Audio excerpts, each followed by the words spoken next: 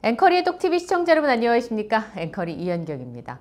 지난번에 인터뷰를 한번 전해드렸던 마국간님의 멋진 글을 오늘 소개해드리겠습니다.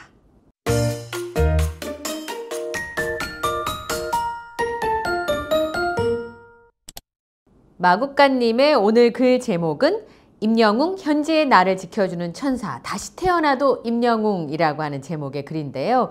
모래알갱이와 영화 소풍의 만남이라는 부제가 달려 있습니다.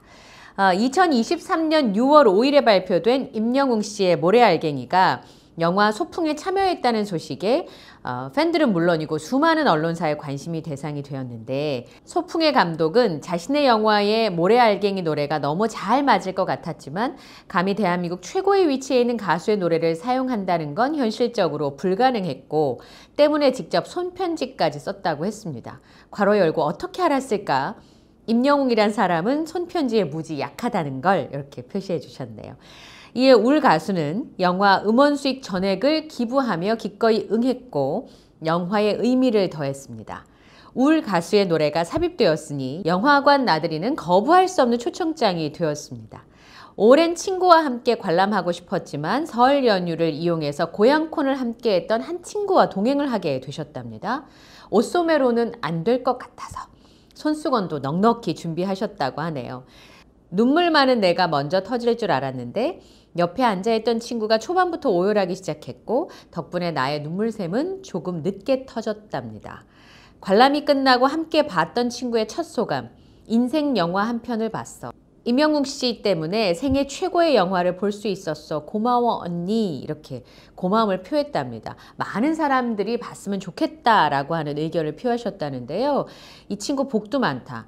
임영웅 씨 때문에 생애 잊지 못할 콘서트도 봤고 영화도 봤으니 말이다 하셨습니다. 몇 가지 후기를 더해 주셨어요. 여동생이 81살의 시어머니 추천으로 시어머님, 그 다음에 13살의 남자 조카, 24살의 여자 조카, 그리고 여동생의 후기를 쭉 올려주셨는데요. 81살의 시어머님은 영화를 끝나고 나오셔서 며느리와 손주의 손을 잡고 나는 참 행복한 사람이구나 라고 말씀하셨대요. 13살의 남자 조카. 참 이게 궁금했거든요. 13살의 남자 어린이는 어떻게 느꼈을까요? 사고 치던 아들이 엄마와 찾아와 나란히 방에 누웠을 때 나문희 씨가 했던 말, 나는 너를 믿는다 라는 말에 우리 엄마도 언제나 나를 믿어주셨겠구나 싶어서 감동했다.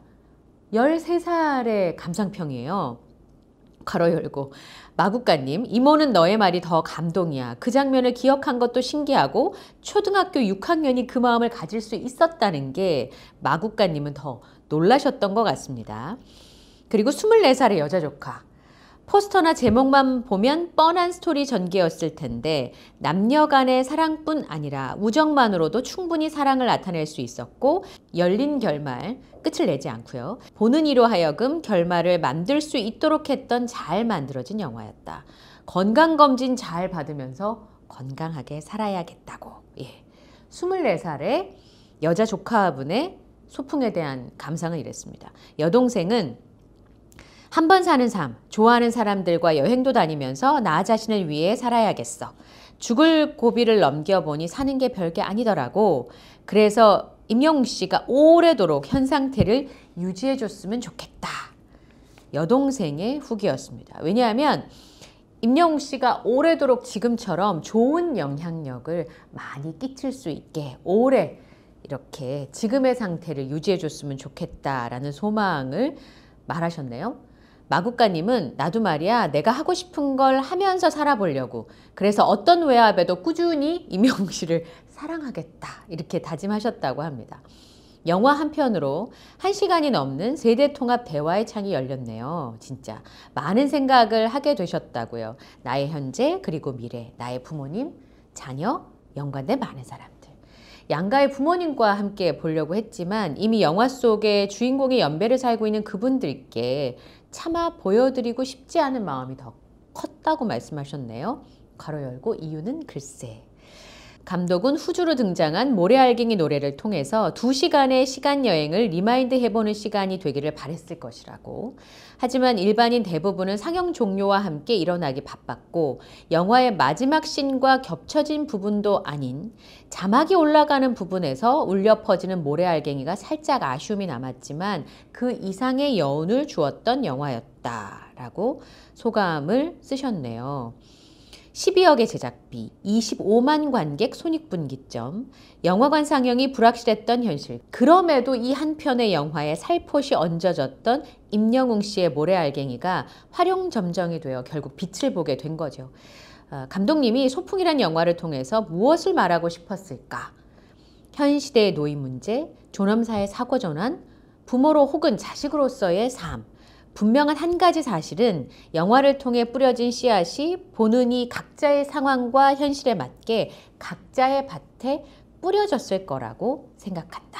이렇게 쓰셨네요. 그러니까 보시는 분에 따라서 이 영화를 어떻게 읽느냐는 자신의 몫으로 남아있는 것 같습니다. 어떤 분은 현실이 영화 속의 주인공보다 나음의 행복을 느끼실 거고요. 어떤 이는 동병상련이 주는 상실감, 어떤 이는 앞으로 살아갈 삶에 대한 의욕을 불러일으키기도 했을 거고, 어떤 분은 살아온 삶을 아름답게 정리하는 시간이 될 수도 있었을 것이고요. 어떤 분은 잊고 살았던 소중한 친구와의 통화를 시도하고, 어떤 분은 치열하게 살아왔던 자신을 위한 특별한 시간을 갖기도 할 거라는 거죠. 그러니까 영화를 똑같이 봤어도 해석하고 또 자신만의 것으로 만드는 건 다 다른 부분이 아니었을까 싶습니다. 영화의 마지막 장면, 누구나 같은 결말을 생각하겠지만 그 결말을 반전시키고 싶으셨대요. 두 사람은 자신에게 있던 재산과 놓을 수 없던 자식에 대한 끈, 터전에 대한 애착, 이 모든 것들을 다 내려놓았지만 어느 순간보다 가장 행복한 인생의 마지막 소풍을 즐기고 있을 거라고 말이다. 저는 이 대목이 굉장히 인상 깊었는데요. 마국간님이 영화를 보시고 모래알갱이 가사를 다시 읽어내려가기 시작했다는 겁니다.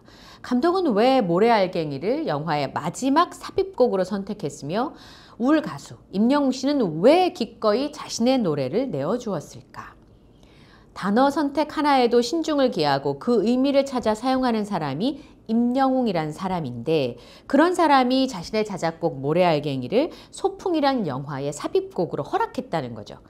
때문에 울 가수가 써내려갔던 모래알갱이를 지극히 개인적이지만 공감할 수 있는 선에서 재해석해 보겠다면서 이 모래알갱이의 가사들에 대한 본인의 생각을 쓰셨어요. 먼 우주에서 내려다 보았을 때 지구는 푸른 점, 바다에 널려 있는 모래알갱이에 불과하다는 거죠. 그만큼 볼품없고 나약한 존재가 지구고 그 안에 살고 있는 사람이 우리들입니다. 이게 바로 임영웅 씨의 콘서트 영상에 나오죠. 모래알갱이 자체로는 아무것도 할 수가 없습니다. 그 위에 집을 지을 수도 없고 움켜쥘 수도 없습니다. 모래알갱이 자체로는 개성이 너무 강해서 뭉쳐지지도 않고요. 그 사이에 틈이 많아서 물조차 저장할 수가 없습니다. 하지만 시멘트와 자갈, 물 등이 다른 물질과 섞여지게 되면 사막에 빌딩을 세울 수 있는 강한 재료가 됩니다. 100년을 넘게 간다는 단단한 콘크리트가 되죠. 울 가수 임영웅 씨는 모래알갱이 같은 자신을 쓸모있는 재료가 될 수 있도록 깊이 패이지 않게 가벼운 발자국을 내어달라고 합니다. 사랑하는 사람이 발자국을 내어준다면 삶에 큰 의미가 되고, 사랑하는 사람과 함께라면 파도가 치고 바람이 불어도 호련히 걸어갈 수 있다고 말입니다. 더불어 영웅시대와 함께라면 단단하고 강한 더 큰 우주가 되어 아름다운 수많은 별을 품고 하늘에 반짝이는 별빛 같은 영웅시대를 노래하고, 땅에서는 모래알갱이처럼 반짝이는 영웅시대를 사무치도록 사랑한다고 스스로 영웅시대에게 그런 존재가 되기를 바라는 울 가수 임영웅 씨의 마음을 담은 그런 시였다, 이렇게 느끼셨다는 겁니다. 2023 I am here로 서울, 영화 소풍, 그리고 모래알갱이의 공통점을 찾아내셨는데 그건 바로 친구라는 겁니다. 오랜 친구, 긴 시간을 함께했지만 지루하지 않은 친구, 추억을 공유할 수 있는 친구, 남녀의 선을 넘는 친구, 행복을 나눌 수 있는 친구, 아픔과 고통을 품을 수 있는 친구, 나의 가장 수치스러움조차 내어놓을 수 있는 친구, 생의 마지막 손을 잡아줄 수 있는 친구, 말하지 않아도 그 마음을 헤아릴 수 있는 친구, 나를 지켜주는 천사 같은 친구, 다시 태어나도 함께 하고픈 친구. 우리에게 임영웅 씨란 존재가 또 임영웅 씨에게 영웅시대가 그러한 존재라는 겁니다. 언제든 서로의 쉼터가 되어줄 수 있는, 서로에게는 없어서는 안 될 인생의 가장 소중한 사람. 그래서 결론은 아티스트 임영웅 씨와 영웅시대는 친구라고 결론을 내셨어요. 히브리어로 친구라고 쓰이는 많은 단어 중에 예디드 또는 야디드란 말이 있대요. 사랑받는 자 혹은 사랑하는 사람이란 뜻이랍니다.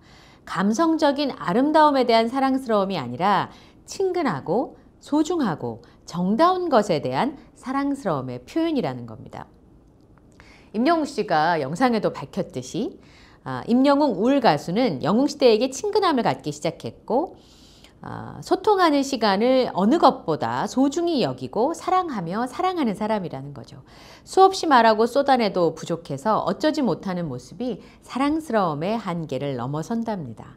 이 모든 마음을 그의 노래 모래알갱이에 담아 영화 소풍이란 영상으로 보여준 또 하나의 선물이었나 보다 이렇게 느끼셨던 거죠.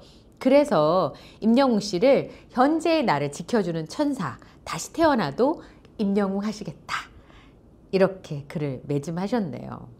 네, 그 해시태그가 되게 재밌어요. 임영웅 친구 영웅시대, 임영웅 다시 태어나도 임영웅 이렇게 해시태그를 달아주셨는데 이걸 보면서 이 팬과 아티스트의 만남이기도 하지만 영혼과 마음의 교감이 이루어지니까 함께 인생을 걸어가는 동반자와 같은 느낌을 갖게 돼서 마국가님의 글을 다시 한번 느끼게 됐습니다.